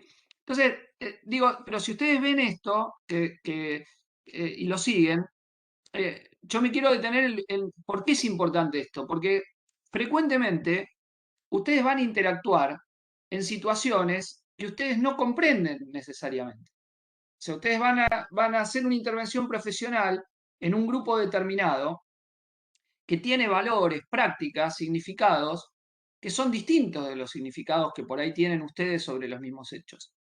Es decir, ustedes pueden tener una representación de ustedes que la persona con la que hablan no tiene esa misma representación. ¿eh? Por ejemplo, supongamos un joven que está que ha tenido problemas con la ley, ¿no? Y entonces tiene que cumplir con una tarea de educación semanal, ¿no? Y entonces les toca a ustedes, como trabajadores sociales, ir a trabajar con ese joven una tarea de educación. Y ustedes van con la mejor onda, la mejor buena voluntad, ayudar, etcétera, etcétera. Pero, y se topan con una realidad que es la hostilidad de esa persona con ustedes. Y ustedes no entienden, dicen, che, yo no le hice nada, ¿por qué me trata mal? ¿Qué hay? Bueno, entonces, pero ¿qué es uno que va ahí? El Estado. Y el Estado es quien le está imponiendo algo que esa persona no quiere. Entonces, a partir de yo interpretar el significado que esa persona le da a mi propia personalidad, ¿qué soy yo para él? No soy una buena persona que va de onda a ayudarlo, sino soy la fuerza del Estado que le está imponiendo algo. Yo ahí puedo pensar cómo trato de que modifique su significado y su orientación hacia mí, ¿se entiende? Entonces, digo, la profesión en que ustedes se están formando es una profesión que tiene mucho de estas situaciones. Muchas de situaciones de laburar con grupos sociales y con individuos que no ven el mundo como ustedes lo ven. Y que, no, y que ustedes tienen que hacer un enorme esfuerzo de interpretación de cómo esa persona está viendo el mundo, ¿no? Entonces, hay una cuestión del interaccionismo que es interesante, que es sensibilizar sobre este problema, ¿no? Uno cuando investiga o cuando está haciendo una intervención profesional, hay cosas que no es que las puede saber y que tiene un método que uno dice cumple un reglamento, algo que está escrito, etcétera, sino que hay algo que es interesante, que es que esto también lo trabaja Becker en otro texto, que es la idea de un concepto sensibilizador, ¿no? Algo que me sensibiliza. Entonces, esta mirada, esta idea de que, a ver, cuando yo comprendo cómo es el proceso de interacción, yo puedo entender mejor cómo relacionarme en determinadas situaciones. Situaciones que no son las de mi habitualidad, ¿no? Que no son las que eran habituales o las de cómo me relaciono e interactúo con mi grupo, ¿no? Y esto lo van a ver, ustedes por ahí tienen esas situaciones traumáticas, llegan, están con sus amigas, con sus amigos, y dicen, che, no sabés lo que me pasó, esto estaba, ta. Y entonces ahí puede haber distintas derivaciones. O yo trato de captar cómo esa persona es que actúa frente a mí, o trabajo sobre prejuicios. Che, esta persona es esto y esto. ¿Se entiende? Entonces, en situaciones como las que ustedes se van a enfrentar permanentemente, en muchos de los aspectos de la intervención profesional, esta sensibilidad para esas situaciones es importante, ¿no? Es importante. Ahora, yo le decía, hay buenas y malas razones. ¿Cuál es la otra? Que bueno, que hay situaciones que uno puede tener la ilusión que lo modifica en el cara a cara, trabajando bien, haciendo, y algo va a ser, pero hay una base estructural de esto. O sea, si yo me quedo en el interaccionismo y en esa intervención, tengo un problema que es los fenómenos macrosociales como entran, ¿no? Yo por más que trabaje con la mejor buena onda, si alguien no come, no come. Si alguien no tiene trabajo, no tiene trabajo. Es decir, si una persona está en un contexto de violencia doméstica, está en ese contexto de violencia doméstica. O sea, o se modifica eso estructuralmente de alguna forma, o quedo en la impotencia total. O sea, yo a la vez tengo que entender cómo puedo intervenir, pero entender los límites que puede tener mi intervención individual, ¿no? En tanto no hay un colectivo que interviene para modificar esa situación estructural de la que tal grupo social lo padece, ¿no? En un momento determinado. Bueno, continuemos. Entonces, vamos al punto 3, la naturaleza de los objetos, ¿no? Naturaleza de los objetos. Algo mencionamos antes. Dice Blumer que un objeto es todo aquello que puede ser indicado, todo lo que puede señalarse o a lo cual puede hacerse referencia. Hablamos ya de 3 categorías: objetos físicos, sillas, árboles y bicicletas; B, objetos sociales, estudiantes, sacerdotes, un presidente, una madre, un amigo, dice Blumer; y objetos abstractos, C, principios morales, doctrinas filosóficas, ideas tales como justicia, explotación y compasión. La naturaleza de un objeto, y esto es importante, esta es la definición importante, consiste en el significado que éste encierra para la persona que como tal lo considera. El significado determina el modo en que una persona ve el objeto, la manera en que está dispuesta a actuar con respecto al mismo y la forma en la cual se dispone a hablar de él.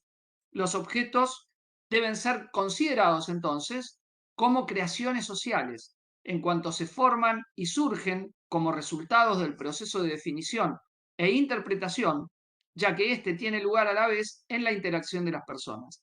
El significado de todas y cada una de las cosas ha de formarse, aprenderse y transmitirse a través de un proceso de indicación que constituye necesariamente un proceso social.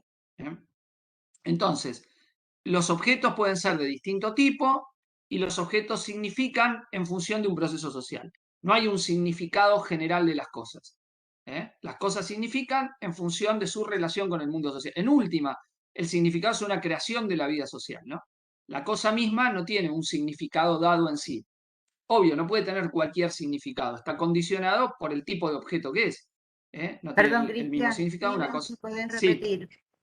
Piden si podés repetirlo. sí, sí, repito, acuérdense ustedes, los objetos son de 3 tipos: físicos, sociales o abstractos, ¿no? Dijimos, y los objetos tienen un significado que surge, que es el resultado de un proceso social.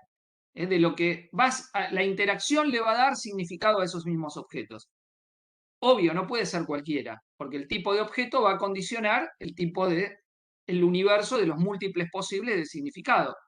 Pero ese significado puede ser diferente según las personas que estén, el momento histórico que lo considere, etcétera, etcétera.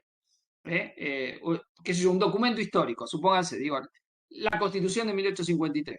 Bueno, el texto de esa Constitución era una cosa cuando se redactó en 1853 y hoy que es un documento histórico. Pero a la vez es algo que regula la vida política nacional. O sea, fíjense ese doble carácter y doble significado que tiene. Bueno, todo documento que haya puede tener eso. ¿Qué significa una computadora? Algo que nunca voy a tener para algunas personas, algo que puedo tener para otras personas. Un instrumento para dar clase, algo que no era hasta antes de la pandemia, ahora se transforma en un instrumento para dar clase. Un teléfono celular, algo indispensable para mi vida, algo que no quiero más y espero que digan que es cancerígeno pronto, así se elimina y no nos están molestando más todo el tiempo con notificaciones todo el tiempo para estar ahí prendido. Todos esos significados son un resultado de la vida social. Piensen ustedes, digo, cuando estábamos en el mundo precelular, que la mayoría de ustedes no lo vivió, no lo conoce. Y nos hubiese mostrado una escena en una película de ciencia ficción de alguien por la calle caminando hablando solo. Vieron que ahora uno va, entonces como se pone los audífonos, ¿no? Que incluso ni se ven, y uno va caminando y de golpe hay una persona gritando, ni siquiera que tiene el teléfono, que uno podría interpretar, bueno, tiene un aparato que le va hablando, pero ni siquiera que está hablando, gritando, diciéndole cosas, vamos a hacer esto, etcétera. Bueno, imagínense, nos resulta normal, digamos, no nos parece nada extraño, ¿no? Esa persona está en un medio de transporte público y de golpe va hablando con otra persona. Bueno, imagínense eso antes de la socialización de ese instrumento. Che, esta persona, ¿qué le pasó? ¿Piró? ¿Tiene algún drama? ¿Con quién? ¿Cree que está hablando con alguien? Y nada, está hablando sola. Bueno, vean, digo, ese cambio, o sea, el objeto tiene un significado a partir de un lugar que tiene en la vida social, ¿no? No algo dado directamente por ese coso, ese pedazo físico que está ahí, ¿no? Y lo mismo lo que significan los conceptos. Piensen, digo, antes hablábamos la palabra libertad, ¿no? Yo cuando escucho a los Milei, a los Per, hablar de libertad, pero me sulfuro, me enojo, porque es un término tan tan que uno tiene, ¿no? Fuerte, la idea de libertad en un país que tuvimos un genocidio, una dictadura, y que gente amiga de esos genocidas use impunemente la palabra libertad, ¿no? Se apropie de esa palabra. Bueno, son significados claramente diferentes, ¿no? De lo que entendemos cada uno y cada uno por esa palabra libertad, ¿no? Ese término tan caro a la historia de la emancipación social, ¿no? No piensa la historia de la emancipación tan ligada a la idea de libertad y apropiado hoy en el discurso público, ¿no? Entonces, bueno, esos significados diferentes, en parte, no se entienden, digo, sin entender la vida social en la que estamos metidas y metidos. Bueno, seguimos. Entonces, el punto 4, el ser humano considerado como organismo agente, dice el amigo Blumer. Entonces, el ser humano tiene una estructura en consonancia con la naturaleza de la interacción social. Se lo concibe como un organismo capaz no solo de responder a los demás en un nivel no simbólico, sino de hacer indicaciones a los otros e interpretar lo que estos formulan, lo que decíamos recién, ¿no? Frente a un gesto, le hago indicaciones de lo que tiene que hacer y a la vez de lo que yo interpreto lo que esa persona va a hacer. Podemos hacer esto porque tenemos lo que Mitt denominó un sí mismo, un self, persona, un mí, que hace que un individuo pueda ser objeto de sus propios actos. Es decir, yo hago cosas que tienen que ver con ese mí mismo, con lo que quiero hacer. Quiero transformarme en un trabajador social, es decir, ustedes están estudiando una trabajadora o un trabajador social. Ustedes están estudiando, están viniendo a esta clase, están cursando otras materias, en función de ustedes transformarse en un trabajador, trabajadora social. Es decir, en función del sí mismo. Tenemos ese sí mismo, self, persona, el mí, según como lo vean traducido, y en función de eso puedo también autointeractuar. Formamos nuestros objetos a partir de nosotros mismos mediante un proceso de asunción de papeles o roles. De ello se deduce que nos vemos a nosotros mismos a través del modo en el que los demás nos ven o definen. El hecho que el ser humano lleva un sí mismo, o sea que somos un yo y un self, nos capacita para entablar una interacción con nosotros mismos. El interaccionismo ve al individuo como un organismo que debe reaccionar ante lo que percibe. Estas percepciones las afrontamos entablando un proceso de autoindicación mediante el cual convertimos en objeto aquello que percibimos, le damos un significado y utilizamos este como pauta para orientar nuestra acción. Bueno, esto ya lo venimos conversando. El punto 5 nos habla de la naturaleza de la acción humana.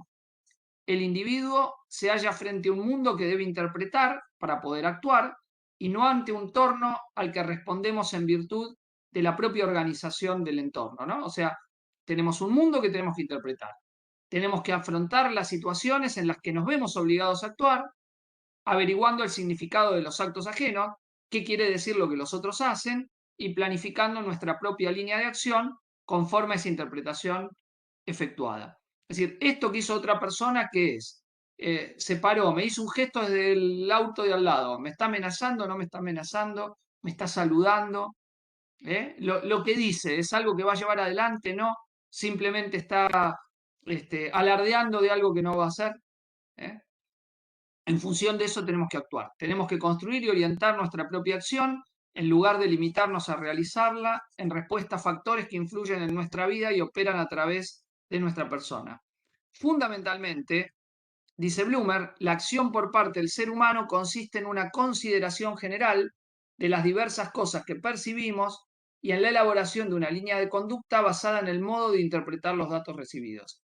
Esta perspectiva de la acción humana es igualmente válida para aquellas actividades conjuntas o colectivas en las que intervienen una serie de individuos.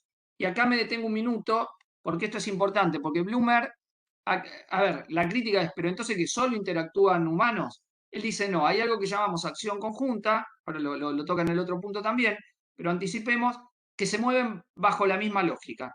Es bajo la misma lógica. Supongamos una nación se enfrenta a otra. Bueno, ¿qué pasa? Ustedes leerán los diarios, verán las noticias, dice China, Estados Unidos, ¿qué significa lo que hacen? Estas sanciones comerciales, ¿son reales? ¿No? ¿Hasta dónde quiere ir? Bueno, la otra nación tiene que actuar. Esa interacción, ese pensar lo que hace el otro, interpretarlo, gestos, bueno, la diplomacia está llena de gestos.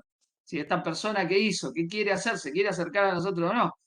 Si ustedes ven, por ejemplo, las relaciones China-Estados Unidos, que son interesantísimas, si ustedes leen cómo restablecieron relaciones políticas, ¿no? Recuerden ustedes, en China hubo una revolución socialista, 1949, triunfa, con el liderazgo de Mao Zedong, y en un momento Estados Unidos, que venía a perder la guerra de Vietnam, o estaba por perder la guerra de Vietnam, que tenía el gobierno más conservador que podía tener en ese entonces Estados Unidos, el de Richard Nixon, resuelve que quieren negociar con China para contrarrestar a la Unión Soviética, ¿no? Entonces, ¿cómo nos relacionamos con China, ¿no? Entonces, por ejemplo, el primer gran acto de relaciones políticas de Estados Unidos y China fue lo que se llama la diplomacia del ping-pong, un partido de ping-pong entre chinos y estadounidenses, ¿no? Entre chinos y estadounidenses. Y Henry Kissinger cuenta muy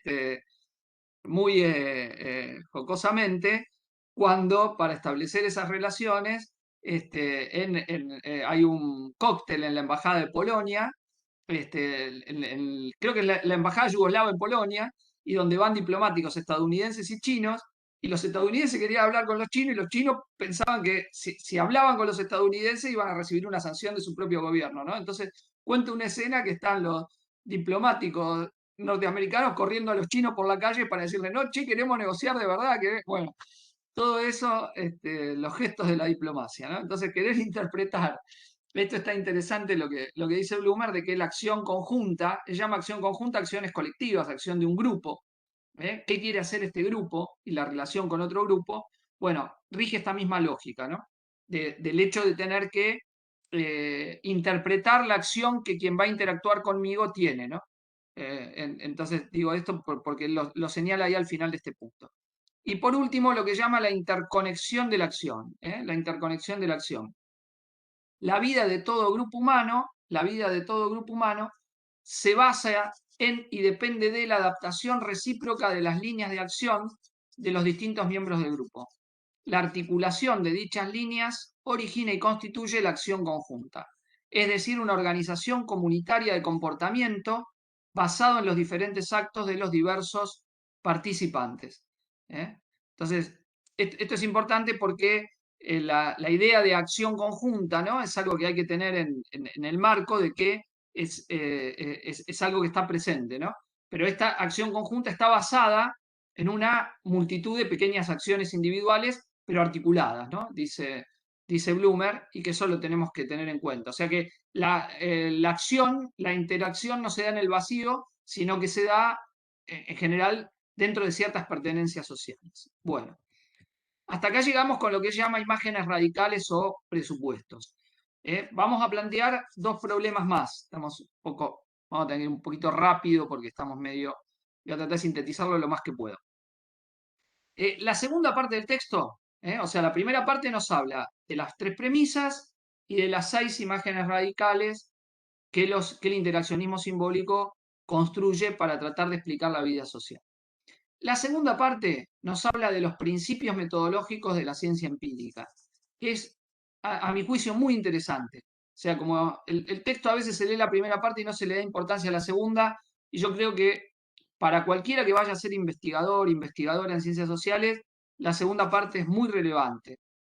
Yo, incluso en mi caso, si tuviera que ser, soy mucho más crítico de los presupuestos teóricos que estuvimos viendo hasta recién, porque efectivamente hay algo que se llama estructura social, poder, dominación, que queda fuera de la tesis de Blumer y es un problema, que esta segunda parte que es muy interesante, primero porque Blumer dice que qué es la sociología y en este sentido qué prescribe el interaccionismo simbólico. Es una ciencia empírica, o sea, una ciencia que trabaja sobre hechos, sobre el mundo real. No es una ciencia donde el objeto son los conceptos con los que interpretamos el mundo real, sino nuestro objeto de estudio es el mundo real, la existencia de un mundo empírico.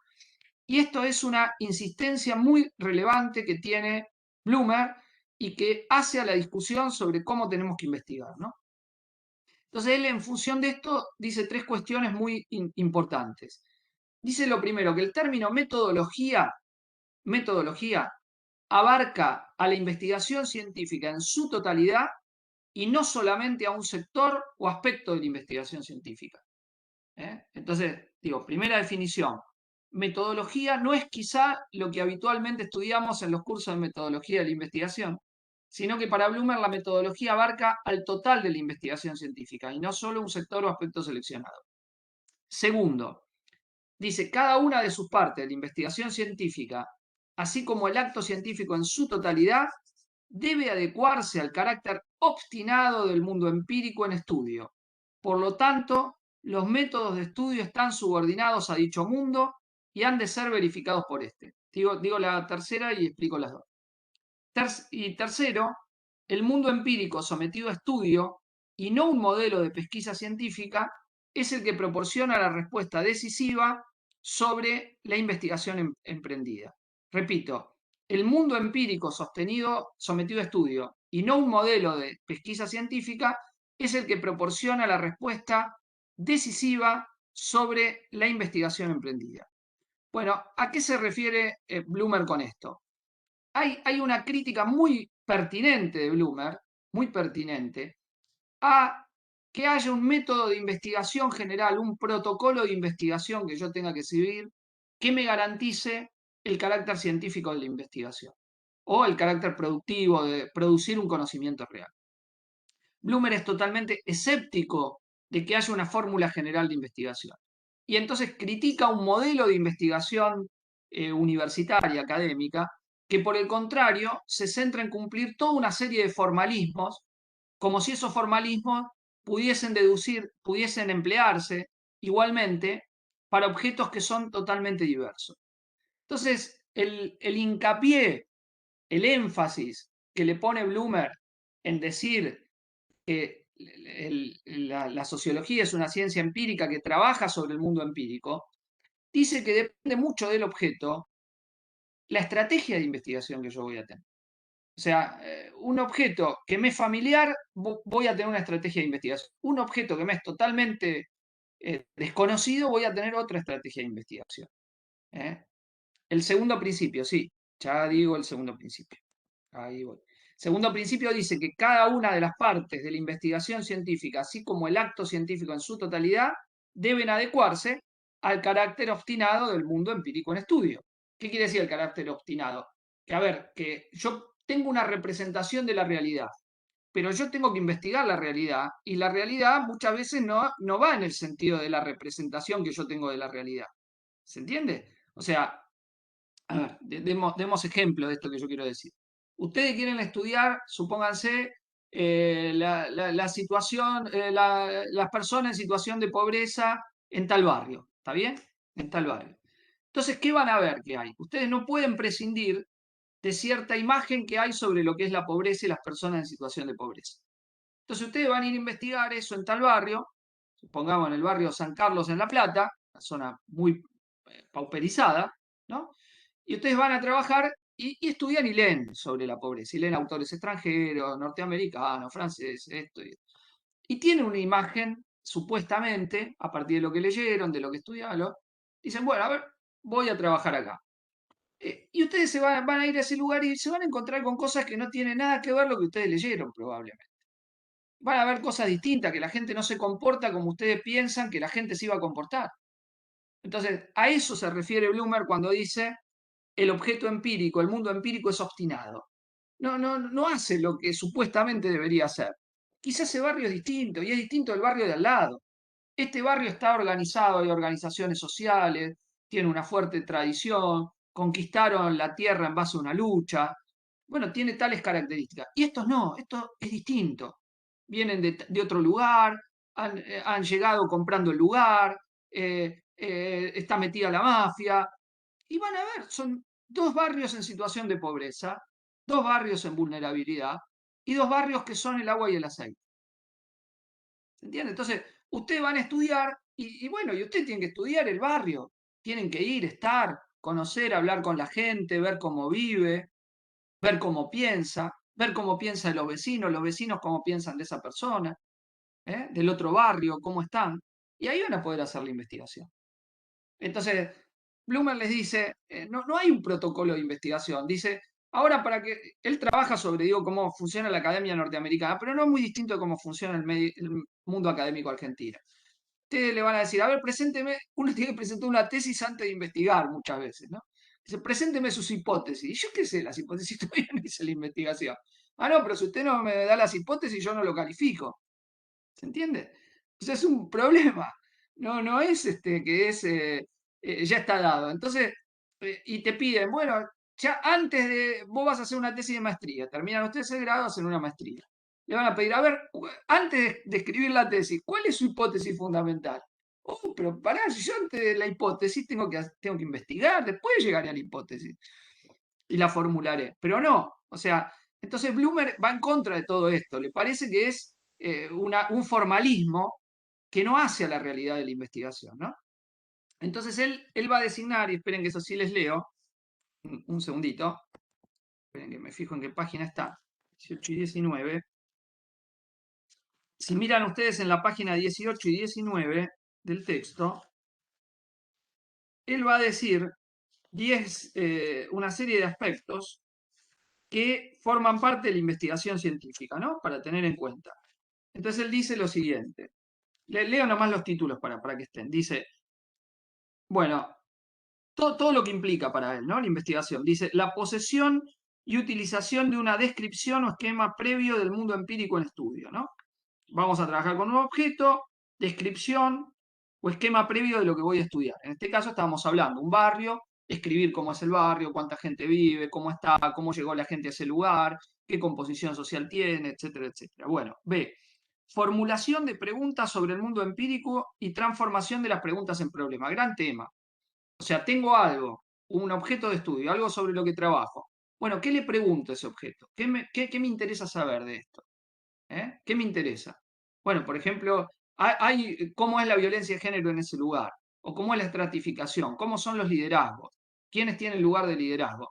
Y esas preguntas que me hago enseguida se transforman en, bueno, un problema de investigación. Yo quiero contestar a esto, no entiendo. ¿Por qué tales tienen liderazgo? ¿Por qué si la mayoría son mujeres, los liderazgos son masculinos? ¿Eh? ¿O por qué si pueden tener laburo cerca, no están? O esto, o por qué no se quieren con el barrio de al lado. Bueno, y eso es lo que yo trato de trabajar y construir una explicación. Che, no se quieren con el barrio, ¿por qué pasó esto otro? C. Determinación de los datos de interés y los caminos a seguir para obtenerlo. Es decir, del conjunto de temas que podrían salir, yo tengo que decir, esto me interesa a mí recortar y para conocerlo voy a seguir esta estrategia. Que muchas veces cuando uno investiga un problema, cambia, dice, a ver, voy a hacer entrevistas en profundidad. Y me topo con un problema, la gente no quiere hablar. ¿Qué hago? Bueno, tengo que conseguir otra cosa. ¿Qué tengo que conseguir? Un informante clave. Me hago amigo de alguien del barrio. Y alguien del barrio me cuenta, che, no, las cosas son así. Y ese amigo me liga a otros amigos. Bueno, y esto pasa de este modo. Y conozco a alguien que investigó el barrio antes. Voy, che, y le pregunto, ¿y vos qué datos tenés? Bueno, esto es lo que se refiere, definición de los datos de interés y los caminos a seguir. D. Definición de las relaciones entre los datos. Esto que tengo, ¿cómo se relaciona? Esto provoca esto no provoca esto. La gente, digo, bueno, la mayoría son menores de 30 años en este barrio y en ese barrio tiende 40 para arriba. ¿Esto tendrá alguna importancia? O sea, tengo datos, pero esos datos ¿se relacionan entre sí o no se relacionan entre sí? Interpretación de los hallazgos. Bueno, ¿esto qué quiere decir? ¿Qué significa? ¿Qué importancia tiene? ¿Qué relevancia tiene este conocimiento que yo estoy produciendo? Y luego la utilización de conceptos. ¿Esto que yo he producido tiene alguna importancia? ¿Me permite construir un concepto nuevo? Frecuentemente en ciencias sociales trabajamos con eso. Esto que yo he investigado, estos datos, ¿construyen un concepto nuevo, una nueva forma de conceptualización? Digo, no se lo repito, busquen páginas 18 y 19 y tienen los puntos que mencioné recién. Entonces, todo esto para Bloomer implica la investigación científica. Y él dice que más en general opina que hay dos grandes momentos, que él descree de todo las prescripciones del mundo universitario norteamericano sobre cómo hay que investigar, ¿no? O sea, dice que mucho de lo que se estudia formalistamente en la universidad no sirve para nada, dice Bloomer, y toma un conocimiento que es el que dice el naturalismo de Charles Darwin. Conocerán ustedes a Darwin, el gran naturalista, ¿no? El gran investigador, el constructor de la teoría de la evolución, ¿no? Entonces, Darwin, un gran científico, ¿no? Un gran científico, que permite liquidar, por ejemplo, la idea creacionista del mundo, ¿no? La idea de que el origen de las especies está en una evolución no prevista de las especies, en una serie de circunstancias aleatorias, pero que tienen su base estructural que permite dar esa explicación, ¿no? Dice que era un gran científico y entonces un primer acto es lo que él llama digamos, lo primero que explicamos, lo primero que vemos, lo primero que miramos, lo primero que tenemos que hacer, que dice es la exploración. Dice, Darwin era ante todo un gran explorador. Es decir, yo llego a un lugar que no conozco y lo primero que tengo que hacer es explorar. ¿Qué es este mundo en el que estoy? ¿Qué es este mundo en el que estoy? ¿Cómo viven? Supónganse que ustedes quieren estudiar la barra brava de estudiantes. Dice, mi objeto de estudio es entender cómo funciona la barra brava de estudiantes. Y a ustedes no les gusta el fútbol y tienen que estudiar, les tocó, no sé por qué, la barra brava de estudiantes.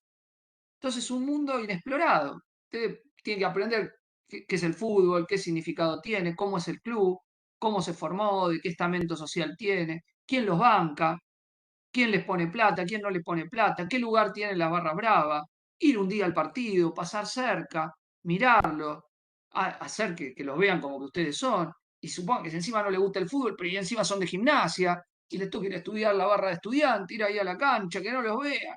Bueno, o un grupo de música. Tienen que estudiar los seguidores de tal grupo. Bueno, y a ustedes les gusta la música opuesta, pero van, tratan de ver, captarlo, cómo hacen.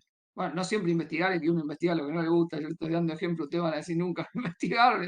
Si a un hincha de gimnasia lo mandaba a estudiar la barra de estudiantes o la música no le gusta. Bueno, pero estamos trabajando sobre ideas donde hay que explorar un mundo no conocido, ¿no?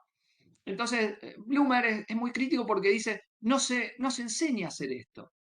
Dice, no hay una incitación a que quien investiga tiene que conocer lo que estudia, sino que basta leer una serie de libros sobre el tema, un cruce estadístico y ya está. Y no conocer el significado que las cosas tienen para quienes están en ese mundo, ¿no? Entonces es muy importante. Por ejemplo, hace una crítica muy pertinente en el texto, dice a los test de inteligencia, ¿no? Dice como si se pudiese medir la inteligencia por test y coeficientes y no viendo la investigación de la utilización de los saberes, la capacidad de puesta en juego en la vida real de la inteligencia, ¿no? ¿Qué es la inteligencia por fuera de la vida real? No es contestar un test, es cómo responder a los problemas de la vida. Entonces, cómo un test es lo que me va a responder si alguien es más inteligente o no, y no la vida, ¿no? No la vida real. Bueno, muy, muy interesante, ¿no? Hay también un texto de Bourdieu muy importante que se llama El racismo de la inteligencia, que trabaja sobre cómo los test de inteligencia tratan de crear una situación de superioridad ficticia de un grupo social sobre otro, ¿no? Cómo opera eso en la vida social. Entonces, Bloomer pone el hincapié de cómo cuando uno va a investigar un tema, digamos, el tipo de investigación que se hace no fomenta que uno se meta en el tema a conocerlo a fondo, ¿no? A conocer cómo ese mundo se vive, ¿no? Él pone algunos ejemplos, dice, bueno, un norteamericano que estudia las revueltas estudiantiles en América Latina, dice, y si no viajó a América Latina, no hizo entrevistas con los líderes estudiantiles, no pasea por las universidades donde caminan esos líderes estudiantiles, ¿cómo va a investigar las rebeliones estudiantiles latinoamericanas, ¿no? Se pregunta Bloomer un poco, o tal situación u otra. Entonces digo, este tema es un tema importante, la exploración primero. Y el segundo paso, hecha la exploración, que muchas veces nos da muchas respuestas, la exploración, casi descriptiva de lo que uno ve, muchas veces explica mucho, es lo que llama la inspección, el análisis. El análisis. Bueno, he explorado, he visto todo esto. ¿Qué significa? Y entonces ahí Bloomer dice, hay que darlo vuelta para todos lados. ¿Qué significa esto? Darlo vuelta, mezclarlo, mirarlo de este lado, mirarlo de este otro lado, hacerle todo tipo de preguntas al objeto, y esa es la inspección. Dice, trabajar sobre el objeto una y otra vez, volver. Dice, ¿y qué método? Y depende del objeto. No es lo mismo lo que yo vaya a estudiar. No voy a emplear el mismo método si el objeto es uno que si el objeto es otro. Si es algo familiar que si es algo no familiar. Si es algo a lo que puedo tener acceso que si es algo a lo que no puedo tener acceso. Por ejemplo, un discípulo de Pierre Bourdieu, norteamericano, un gran sociólogo que creo que lo mencioné en alguna clase anterior, Loïc Baquan, trabajó sobre los boxeadores en Chicago, ¿no? Entonces el tipo empezó a boxear en un gimnasio. Se puso a boxear en un gimnasio, a hablar con los boxeadores, a ver cómo era, y hizo su trabajo a partir de esa experiencia, ¿no? Y empezó a entender lo que las cosas significaban para quienes boxeaban. Él no sabía nada de boxeo. Empezó a ir, empezó a entender, a pensar cómo pensaban, cómo veían las cosas, lo bueno, lo malo, lo que está, etcétera, etcétera. ¿Está bien? Digo, cualquier investigación que ustedes hagan, se van a topar con esta problemática. Es decir, qué conocemos y qué no conocemos del objeto que vamos a investigar. Pero entender los sentidos y significados que las cosas tienen para aquellas y aquellos con los que trabajamos son muy relevantes. Son muy relevantes. ¿eh? Hace algunos años me contaban una investigación de, fíjense, escucharon muchas veces el prejuicio de las clases medias respecto de jóvenes en situación de vulnerabilidad que dice se embarazan para tener un plan, ¿no? Se embarazan para tener un plan. Entonces, compañeros sociólogos que hicieron una investigación sobre chicas de contextos vulnerables, de mucha dificultad económica, trabajaban y veían que en realidad la maternidad tenía un significado distinto que el que tenía en otros ámbitos de la vida social, ¿no? Que la maternidad significaba tener algo a quien nada tenía. Entonces, asumir eso como algo que se conquistaba en una vida muy difícil, ¿no? Y era algo recurrente en las entrevistas. Es decir, ¿por qué fuiste madre? Y era solo la obligación de serlo, solo un problema de no haber tenido ESI o no tener disposición.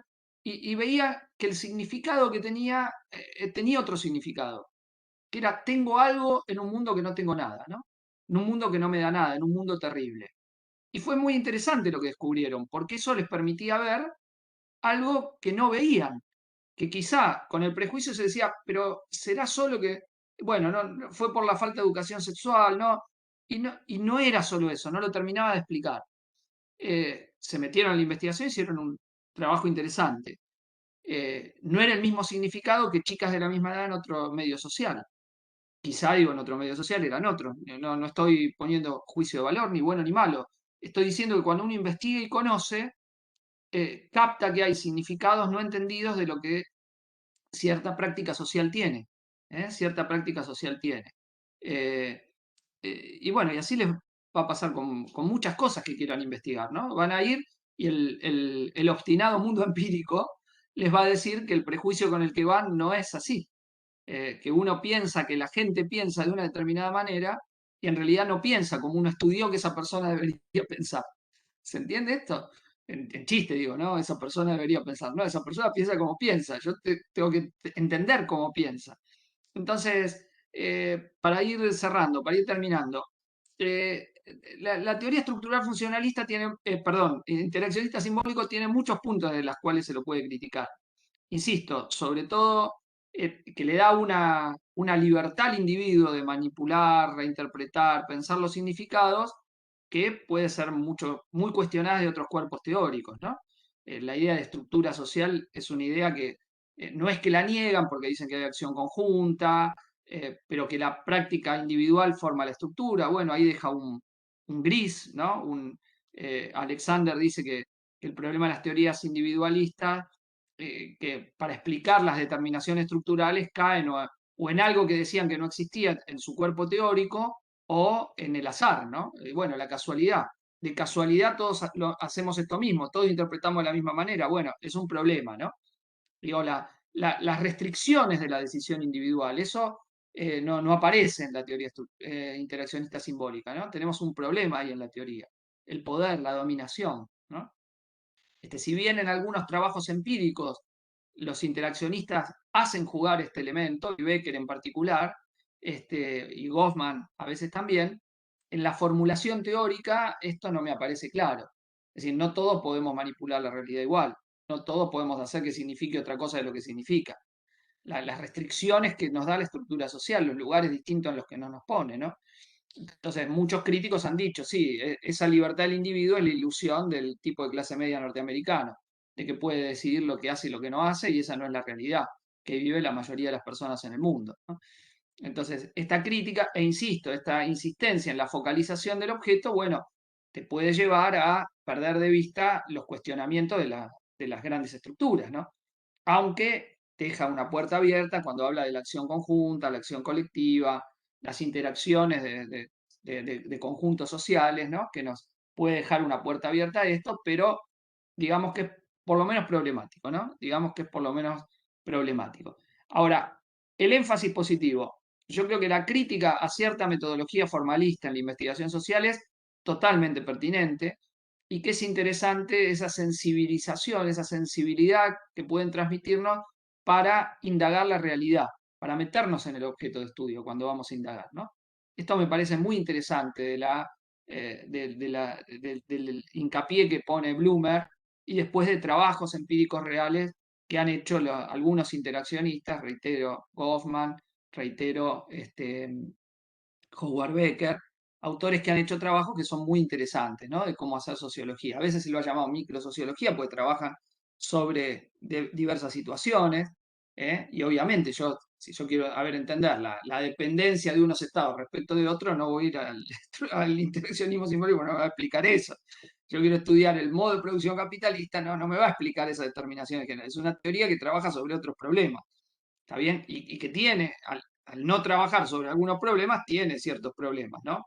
No me va a decir un montón de cosas. Ahora, ¿qué sí me ayuda? Insisto, a cierta sensibilización, por decir, para entender esa situación tengo que entender lo que el otro hace, de alguna forma. Cómo se mueve, qué significaciones tiene. Y yo no puedo explicar esa situación si no entiendo esa significación. Si no, simplemente voy a trasladarle prejuicios que tenía, ¿no? Un profesor, colega, que era profesor titular de esta materia hace algunos años, que ya dejó de dar clase, Roberto González Gentile, siempre hacía un chiste y decía, bueno, son esos que estudian la pobreza en La Matanza y le van a preguntar por día a Francia cómo son los pobres de La Matanza, en vez de ir a estudiar los pobres de La Matanza, ¿no? Y tenía cierta realidad en eso que decía, más allá que está bien estudiar, Bourdieu no estudió sobre la pobreza, sí, igual tiene un libro, La Misère du Monde, muy bueno sobre las condiciones que el neoliberalismo había generado en Francia, los cambios sociales, que son muy inspiradores, pero decía algo interesante, vos tenés que ir ahí a La Matanza, a trabajar en campo, ¿no? Hacer investigación empírica, el mundo empírico. No podés simplemente decir, bueno, Bourdieu dijo que los pobres eran de esta manera, entonces digo, sí, los pobres en La Matanza son como dijo Bourdieu, tal, tal y tal. Bueno, no es eso. Y en el mundo académico pega en algo real. Bloomer dice muchas veces no se insta a ir a trabajar sobre el objeto, ¿no? Aprender el difícil oficio de ligarse con el objeto, ¿no? Con la complejidad que tiene el objeto. Bueno, paro acá por si hay preguntas, cuestiones que quieran plantear.